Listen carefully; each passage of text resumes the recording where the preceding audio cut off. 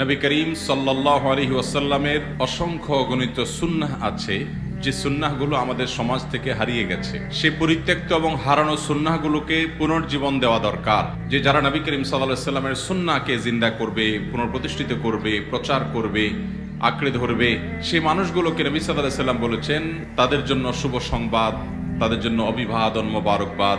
সেরকম 40টি সুন্নাহর সঙ্গে আজকে আমরা পরিচিত হব ইনশাআল্লাহ। এক, রাস্তা থেকে কষ্টদায়ক কোনো কিছু পড়ে থাকতে দেখলে সরিয়ে ফেলা। দুই, কোনো খুশির সংবাদ শুনলে সিজদা শুকরিয়া আদায় করা। তিন, কোনো ভুল অন্যায় গুনাহ হয়ে গেলে 2 রাকাত সালাতুত তওবা পড়া। চার, কোনো ভুল হয়ে গেলে একটু দান দক্ষিণা করে প্রায়শ্চিত্ত করা, মুখে শুধু তওবা না কিছু দানও করা। পাঁচ, কোন একটা মজলিসে বসে আছেন, কোথাও বসে আছেন, বেশি বেশি ঘন ঘন ফাঁকে ফাঁকে ইস্তেগফার পড়া, আস্তাগফিরুল্লাহ ওয়া তাওবা পড়া, পিলাই পড়া। ছয়, ওসিয়ত লেখার মতো কিছু থাকলে পরিবার পরিজনকে সম্বোধন করে ওসিয়তনামা লিখে রাখা, মৃত্যুর আগে আগে, প্রয়োজনে কদিন পরে আপডেট করবেন। সাত, এশার পরে দ্রুততার সাথে তাড়াতাড়ি ঘুমায় পড়া, দেরি না করা। আট, এশার নামাজ একটু বিলম্ব করে পড়া, এশার আগে খানা খেয়ে ফেলা। নয়, সম্মানিত 4 মাস জিলকদ, জিলহজ, মুহররম এবং রজব, এই 4 মাসকে সম্মান দেওয়া, অর্থাৎ সম্মান, এই 4 মাসে গুনাহ থেকে বাঁচার বিশেষ চেষ্টা করা, রুটিন ইবাদতগুলোকে বিশেষ গুরুত্বের সাথে করা। 10, মুহররম মাসে নফল রোজা 2-4টা হলো রাখার চেষ্টা করা। 11, বৃষ্টি হলে মাঝে মধ্যে গায়ে একটু বৃষ্টির পানি লাগানো।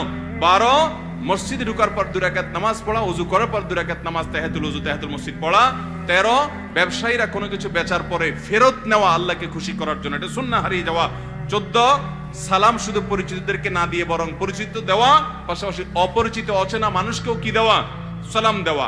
15 নম্বর হলো মিসওয়াক বেশি বেশি করা, অধিক পরিমাণে করা, একটু পর পর মিসওয়াক করতে থাকা। 16 নম্বর হলো আজানের জবাব দেওয়া, মুয়াজ্জিন যে আজান দিবেন সেটার জবাব দিতে থাকা। 17 নম্বর হলো তাহাজ্জুদের নামাজ আদায় করা, মাঝে মধ্যে হলেও ভোর রাতে তাহাজ্জুদের নামাজ অন্তত পড়া।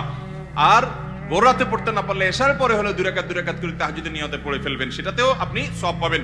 18 নম্বর হলো সালাতুদ দুহা বা চাশতের নামাজ আদায় করা।